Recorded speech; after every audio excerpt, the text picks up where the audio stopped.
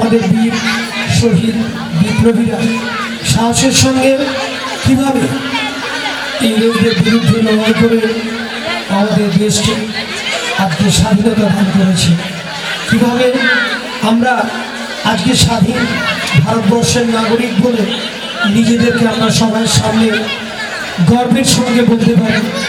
আপনাদের সামনে এই দেশাত্মবোধক নৃত্যটি পরিবেশন করে দেখাচ্ছি। আমাদের এবারের নিবেদন এই দেশাত্মবোধক নৃত্য।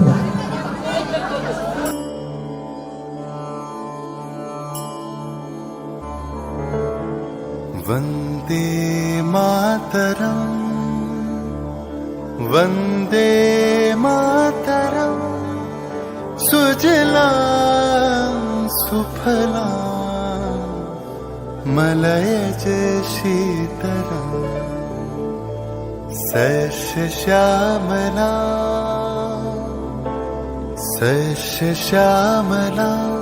मातरम् वन्दे मातरम्।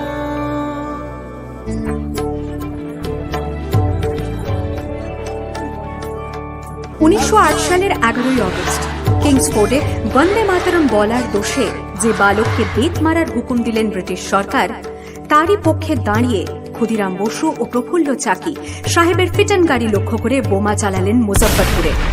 সাহেব নিহত হলেন না, তবু নাবালক ক্ষুদিরামকে ফাঁসির হুকুম দেয়া হল। আমি হাসি হাসি পড়ব ফাঁসি, দেখবে ভারতবাসী। ও মা হাসি হাসি পড়ব ফাঁসি, দেখবে ভারতবাসী। একবার বিদায় দে মা, ঘুরে আসি।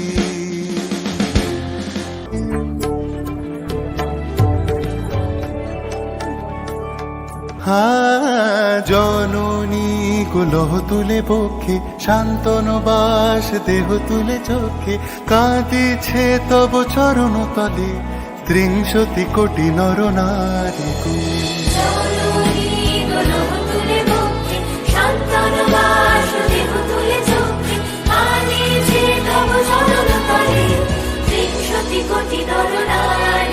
যারা স্বর্গগত তারা এখনো জানে, স্বর্গের চেয়ে প্রিয় জন্মভূমি, এসো স্বদেশ প্রতের মহাদীক্ষালু।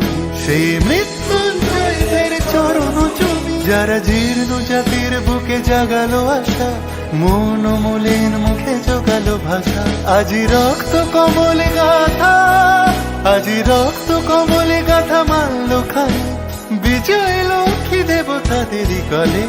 মুক্তির মন্দির শোকানো তলে, কত প্রাণ হলো বলিদান।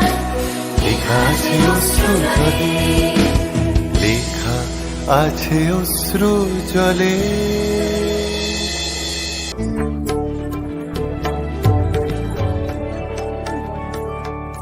18 এপ্রিল 1918 মাস্টারদা সূর্য সেন ও তাঁর 65 জন শিষ্য মিলে পরিকল্পনা করে চট্টগ্রামে ব্রিটিশ পুলিশের অস্ত্রাগার লুট করেন এবং তারপরে লুকিয়ে আশ্রয় নেন জালালাবাদ পাহাড়ে।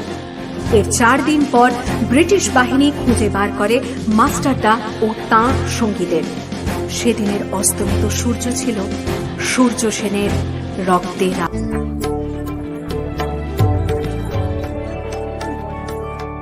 আহ্বান শোনো আহ্বান, আসে মাঠঘাট বন পেরিয়ে, দুস্তার বাধা প্রস্তার ফেলে বন্যার মতো বেরিয়ে। আহ্বান শোনো আহ্বান, আসে মাঠঘাট বন পেরিয়ে, দুস্তার বাধা প্রস্তার ফেলে বন্যার মতো বেরিয়ে।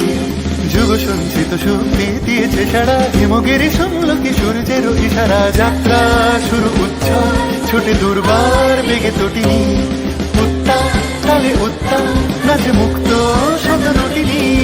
যাত্রা শুরু উচ্ছল ছোটে দুর্বার বেগে তটিনী, উত্তাল তালে উত্তাল নাচে মুক্ত শতনটিনী। এই শুধু সুপ্ত যে নবপ্রাণে জেগেছে, রণসাজে সেজেছে অধিকার অর্জনে। এই শুধু সুপ্ত যে নবপ্রাণে জেগেছে, রণসাজে সেজেছে অধিকার।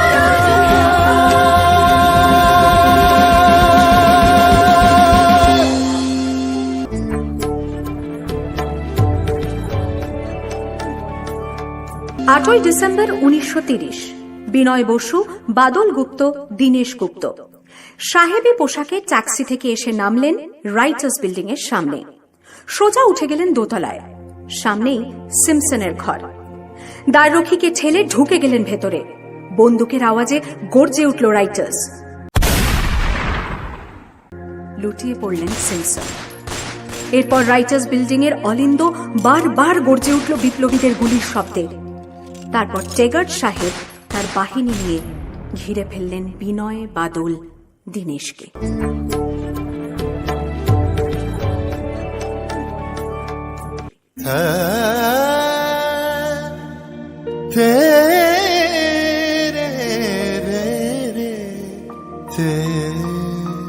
দুর্গম গিরিকান্তার মরু দুস্তর পারাবার হয়ে লঙ্ঘিতে হবে রাত্রি নিশীতে যাত্রীরা হুঁশিয়ার।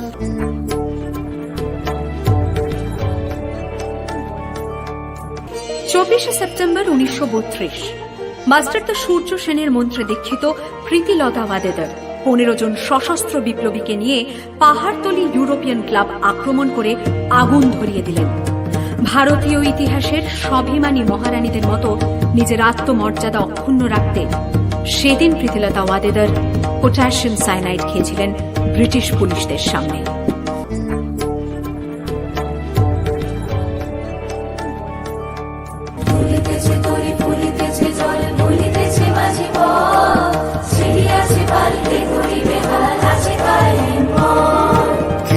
জোয়ান হওয়া গোয়ান আঁকেছে ভবিষ্যৎ, এ তুফান ভারী দিতে হবে, পারি নিতে হবে তোরি পা। দুর্গম গিরিকান্তার মরু দুস্তর পারাবার হয়ে লঙ্ঘিতে হবে রাত্রি নিশীতে যাত্রীরা হুঁশিয়ার।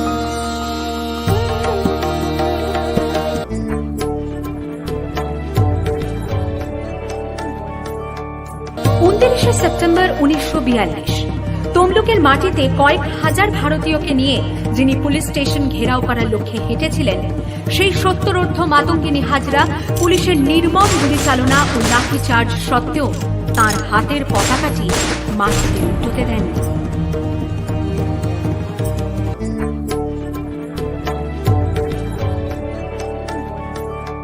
আর ঠিক তার পরের বছর 1943-এর 30 ডিসেম্বর জাপান সরকারের অধীনে থাকা আন্দামান দ্বীপ সেদিন হস্তান্তর করা হল ইন্ডিয়ান ন্যাশনাল আর্মিকে। পোর্ট ব্লেয়ারের মাঠে তিরঙ্গা পতাকা তুললেন সুভাষচন্দ্র। এটাই স্বাধীন ভারতের মাটিতে প্রথম তেরঙ্গা ঝান্ডা। আইএনএর commander in chief Subhas Chandra Bose হলেন ভারত, যাকে স্বীকৃতি দিয়েছিল 18টি দেশ।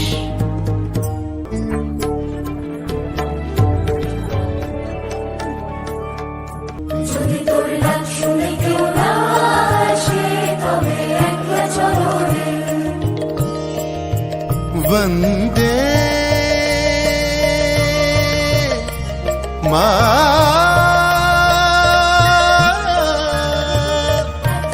मातरम,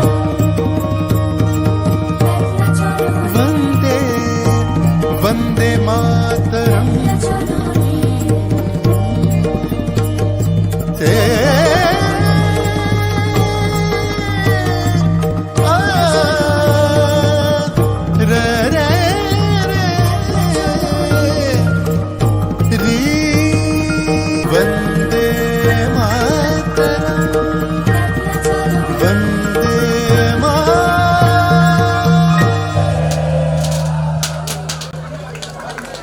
সবাই হাততালি দিয়ে আমাদের ছোট্ট ছোট্ট ছাত্রছাত্রীদের উৎসাহিত করুন।